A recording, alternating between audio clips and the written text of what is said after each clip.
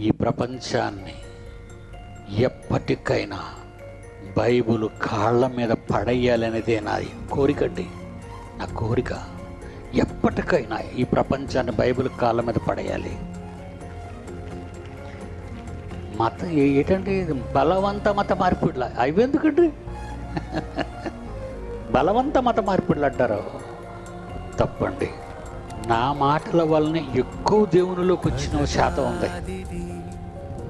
నా పిల్లలు చాలా పవర్ఫుల్గా మంచి పునాది వేశానండి వాళ్ళకి బైబిల్ మీద. ఇది సామాన్యుడికి అర్థం కాదు. బైబిల్ బడికి వచ్చిన ప్రతి ఒక్కరూ ఆదికాండం నుంచి ప్రకటన గ్రంథం వరకు ప్రతి మాట మీద తమ మనస్సును కేంద్రీకరిస్తే అసలు దానికి బోర్డర్స్ ఉండవండి. అంత నాలెడ్జ్గా మన పిల్లలు బాగా ఈ ప్రపంచాన్ని ఎప్పటికైనా బైబిల్ కాళ్ళ మీద పడేయాలనేదే నా కోరికండి.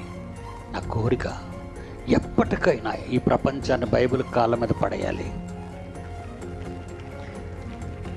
ఏంటంటే బలవంత మత మార్పిడుల అవి ఎందుకండి?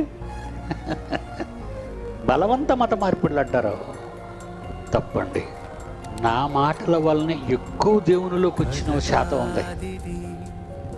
నా పిల్లలు చాలా పవర్ఫుల్గా మంచి పునాది వేశానండి వాళ్ళకి బైబిల్ మీద. ఇది సామాన్యుడికి అర్థం కాదు. బైబిల్ బడికి వచ్చిన ప్రతి ఒక్కరూ ఆదికాండం నుంచి ప్రకటన గ్రంథం వరకు ప్రతి మాట మీద తమ మనస్సును కేంద్రీకరిస్తే అసలు దానికి బోర్డర్స్ ఉండవండి. అంత నాలెడ్జ్గా మన పిల్లలు బాగా